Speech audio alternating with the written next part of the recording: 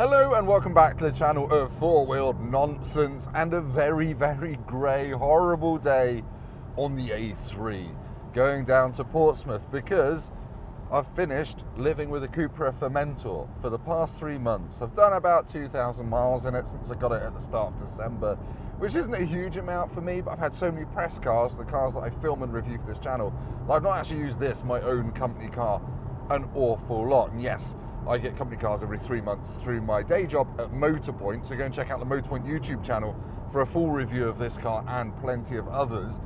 But yeah, I just kind of wanted to catch up on what it's been like to live with the past 3 months, and to be honest, it's been brilliant. It's been really, really good.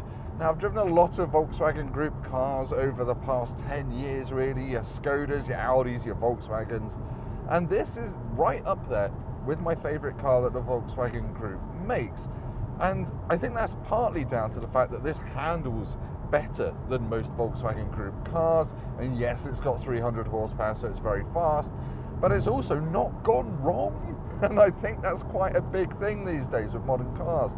The infotainment system is a big screen, and normally in Volkswagen Group cars, that will kind of crap the bed at some point. But in this, I've had no problems at all. And I know it's quite a boring thing to talk about at the start of the video, but yeah, living with a car, I'm not using 300 horsepower all the time. I'm not using the on-limit handling all the time. The thing I'm using most is that to get me places and to listen to podcasts and things like that. So yeah, it's a big screen. It's got wireless CarPlay, which just works. It's got a wireless charging mat, which does overheat my phone, or has done once or twice last year. It hasn't got active cooling. But yeah, the sound system is really good. My main niggle with the infotainment system really is just there's a few too many button presses to do things like I want to put the heated seats on. I've got to press up there and then there 3 times. And if you're in the wrong menu, that can be like 3 or 4 button presses. But yeah, it's all right. It hasn't got physical climate controls. It's got the stupid non-backlit sliding things to make it hotter or colder. And I have actually found that a problem at night. So when I whinge about that in car reviews, it's not just a repeated journalistic whinge, it is genuinely infuriating. But yeah, heated steering wheel has a physical button. And yeah, through winter, this has been a really good car to live with. Things like the windscreen clears really quickly. It hasn't got a heated windscreen, but the vents are powerful and all that stuff works really well. The reversing camera is really clear. It's not been at all tricky to live with, and yeah, it's kind of a coupe SUV sort of thing, but that hasn't impinged on the visibility either, so I've not found myself wondering if cars are in my blind spots. And also, these light up for blind spot warning. I've got a 360 camera on, so let's see if you can see that one. That one should light up, there we go, to say there's a car in that blind spot. That's quite cool, isn't it? And there's a light strip across the front of the dashboard as well. That lights up different colours at night. You can set it to change depending on your driving mode, or if you're about to crash into someone, it will flash red and all that kind of stuff as well. I guess the negatives, really, with this car, mostly been around the performance. Yeah, 300 horsepower is fast, but sometimes when you boot it, it sounds a bit strained and like it doesn't want to be revving out that much. And you go quickly, but unless you're in the right mode, which really is Cupra mode, and then it makes a silly fake noise, it's not always up for accelerating really fast. You've got to kind of set it up and tell it you want to go quickly. And you might think, oh, Tim, that's so it's economical on a long drive.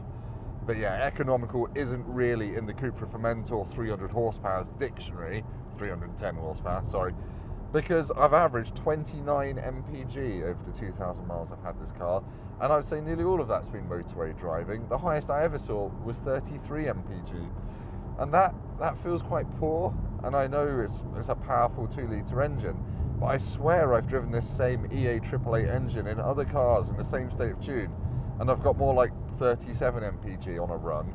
But this just it feels like it's got a hole in the fuel tank. And the most you'll really do in this is about 380 miles on a tank of fuel. So yeah, fuel economy is not its strongest suit. Now, if you are in the market for a Cupra Formentor and you like look of it, there are obviously more economical versions of it, like the 1.5 litre petrol. There's a plug-in hybrid. There's a 245 horsepower petrol as well, like Golf GTI engine. I think it's quite rare though.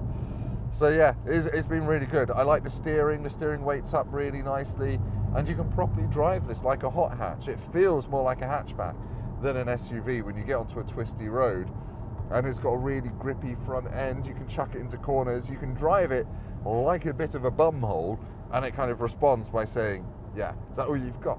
It kind of would be an okay-ish SUV to take on track days. And I keep saying SUV because it looks a bit like one, but it's not. The roofline is quite low, you sit low, the driving position is really nice, you feel cocooned in it. It does feel just a bit like a Seat Leon that's been jacked up a little bit, like not even very much.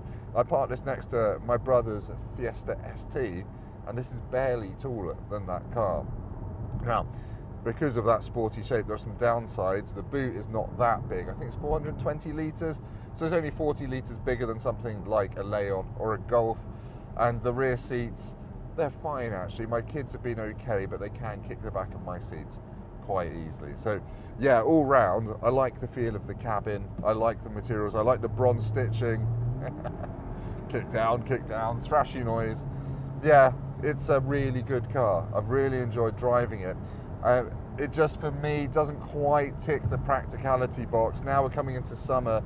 We're going to do some family camping holidays, and this isn't big enough for the tent and all the stuff that we've got. So my next car, which I'm going to pick up today, is another grey SUV.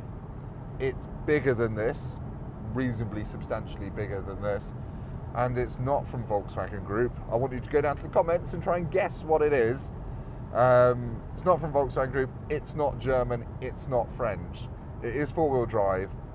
It's got slightly less than 300 horsepower, but not much less, and I think I'm going to enjoy it. And it's a bit of a left field choice, but anyway, it'll be on the channel soon enough. Thank you for watching this. I just want to give you a quick taste of what it's been like living with this car on this rainy day. Hopefully my audio and my 360 cameras worked. And yeah, if you want to buy a Cupra Formentor, I really recommend it. I really recommend it. I would have one of these over a Golf R, for example. It's just less annoying, and actually it feels just as nicely made, and it's as fast. It hasn't got the funny drift diff that the new Mark 8 Golf R has, but don't really need that on the road. I'm not interested in controlled crashes, but whatever. I'm an old man. I'm whinging. Thank you for watching. Like this video if it's been at all helpful. Go down to the comments and leave me the Spanish word for all-wheel drive. And I'll see you next time. Goodbye. Look at the rain. It's awful. I can barely see anything. Oh well, at least I'm not on my motorbike channel today.